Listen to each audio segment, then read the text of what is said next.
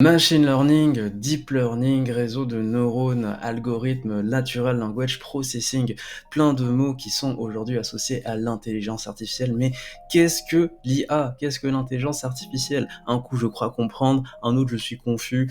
Dans cette vidéo, je te propose de repartir d'une base simple, d'une base saine, et je vais t'expliquer point par point, étape par étape, qu'est-ce que l'intelligence artificielle. À la fin de celle-ci, tu pourras briller en soirée, tu pourras expliquer réellement qu'est-ce que l'intelligence artificielle et tu pourras paraître intelligent. Trop bien, c'est parti. Alors, l'intelligence artificielle, eh bien je te propose d'abord de partir d'une définition de mot par mot, du coup intelligence artificielle. Qu'est-ce que l'intelligence? L'intelligence, pour nous, chers humains, est de comprendre, apprendre et déduire. Tout ça ensemble, ça crée un raisonnement. Ça englobe vraiment tout le processus de pensée qu'il y a derrière une action. Donc c'est un raisonnement. On a après l'artificiel. Ce qui est artificiel, c'est tout ce qui est imaginé et construit par l'homme. Ça ne vient pas de la nature. C'est une imitation d'un phénomène naturel. Je vais prendre l'exemple du jus de pomme. Un jus de pomme, ça a été transformé, créé, mis plein de produits là-dedans pour concentrer dans nos petites bouches le goût de la pomme. Et c'est tout à fait contraire à ce qui est naturel. Du coup, naturel, on a la pomme qu'on cueille et qui nous est donnée par la nature. Donc, l'intelligence artificielle, c'est l'association d'une simulation et d'un raisonnement. Donc, c'est la simulation d'un raisonnement humain. Mais, qu'est-ce qui se passe? En fait, avec l'intelligence artificielle, on fait croire que. Qu'est-ce qu'on fait croire aujourd'hui? Aujourd'hui, on fait croire que l'IA peut voir, peut reconnaître des personnes, des objets. Par exemple, une image de chien, elle va dire que c'est un chien. Elle peut apprendre, comprendre, elle peut interpréter tout ce qui est information, encore une fois, visuelle ou textuelle, et peut les utiliser pour des contextes différents. Elle peut faire croire qu'elle crée, c'est-à-dire que ce n'est pas vraiment de la création, c'est de la génération qui a été faite selon des milliers et des milliers d'images qui forment une base d'entraînement. Elle peut prendre des décisions. Pour une voiture autonome, elle peut tourner à gauche ou à droite, elle peut s'arrêter dès qu'elle voit un feu rouge.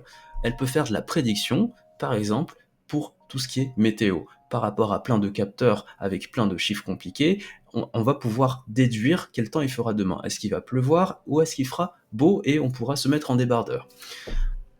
Ça, c'est tout ce qu'elle fait croire. Elle fait croire que pour nous parler à nous humains. Et maintenant, la question qu'on se pose, c'est comment elle fait pour nous faire croire tout ça? Eh bien, à travers des techniques d'apprentissage qu'on va appeler des méthodes. La méthode ultime que tu as déjà entendue dans l'IA, c'est le machine learning. D'abord, on a le grand ensemble, IA. IA, du coup, est gouverné par plusieurs techniques. La technique la plus utilisée aujourd'hui correspond à la technique de machine learning, la méthode de machine learning. Il faut savoir, pour la culture générale, que c'est plus de 90% des utilisations dans nos quotidiens, dans nos algorithmes d'intelligence artificielle. C'est la capacité à apprendre et prédire des événements selon un contexte. De cette capacité à apprendre, il y a plusieurs sous-méthodes, si je peux dire ça comme ça. On a d'abord l'apprentissage supervisé. C'est l'apprentissage avec des données étiquetées. Par exemple, je peux injecter une photo de chien et dire que ça c'est un chien. Je peux injecter une autre photo de chien d'une autre race, par exemple, et dire que ça aussi c'est un chien. Et je peux injecter des tas de photos différentes de plein de différentes races, et ça va permettre à l'IA d'apprendre avec des données donc qui sont étiquetées. Après, on a l'apprentissage non supervisé, qui est la déduction de similarité sur des données qu'elle ne connaît pas. Par exemple, dans les algorithmes de compression vidéo, où l'IA va détecter que un pixel bleu est égal aussi au pixel bleu juste à côté, du coup il va les assembler, il va les compresser, et au final, par exemple, la vidéo sera moins lourde. Ça, c'est un exemple d'usage d'un apprentissage non supervisé. On a l'apprentissage par renforcement qui s'applique aussi à nous dans notre vie de tous les jours. Quand on fait une erreur, eh bien, on retient pourquoi on a fait cette erreur, et la prochaine fois que cette situation se produit, eh bien, on est moins sujet à faire cette erreur. On peut évidemment la faire plusieurs fois de suite, mais plus on fait une erreur, plus on apprend, et plus nos chances de réussir et de ne plus faire cette erreur augmente. Et on a enfin l'apprentissage auto-supervisé. Self-supervised learning, yes. C'est l'auto-étiquetage sur des nouvelles données. Ça, c'est très utilisé dans nos ChatGPT, nos Gemini, en tout cas tout ce qui est IA générative. Et tout ça, c'est appliqué dans également le deep learning. Le deep learning, c'est un sous-domaine du machine learning. C'est ce qui est utilisé le plus aujourd'hui et ça correspond à l'utilisation de quantités astronomiques de données pour permettre à l'IA justement d'interpréter et de prédire le mot qu'il va dire après ou comprendre une situation selon un contexte plus ou moins complexe. Petit point culture, le deep learning utilise ce qu'on appelle des réseaux de neurones, et les réseaux de neurones sont du coup inspirés de nous, nos neurones dans nos têtes, où quand on injecte ces données massives, et bien à la fin, elle pourra en ressortir des résultats. Ça mérite toute une vidéo que je vais peut-être faire. Alors, ça c'est les méthodes, et il faut savoir que ces méthodes sont appliquées à l'informatique via des machines. L'informatique, c'est tout ce qui est circulation, partage, traitement d'informations. Et ces informations, du coup, c'est à travers des machines qu'elles transitent, et qui sont les utilisateurs de ces machines? C'est nous.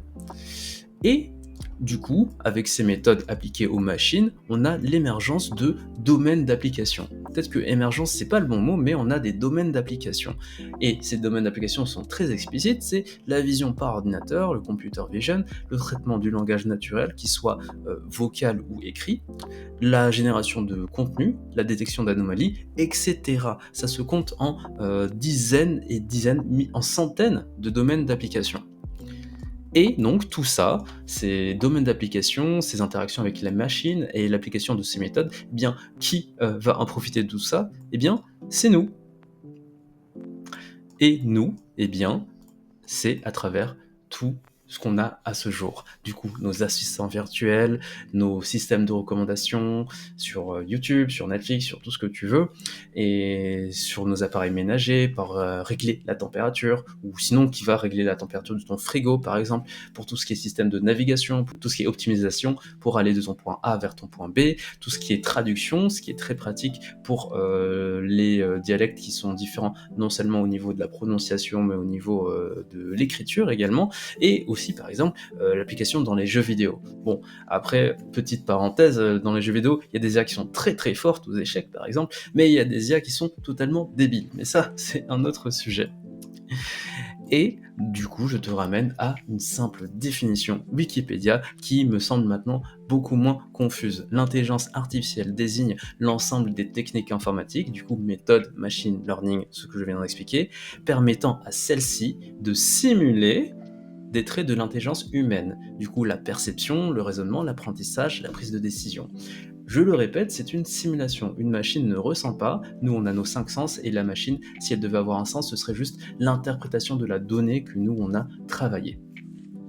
Voilà, c'était ma vidéo debunk IA. Si tu l'as aimé, tu peux liker. Si tu as des commentaires, je t'invite à les écrire, j'y réponds avec plaisir. Et sinon, eh bien, je te souhaite une bonne journée ou une bonne soirée selon le moment que tu regardes cette vidéo. Salut. Tu peux t'abonner aussi.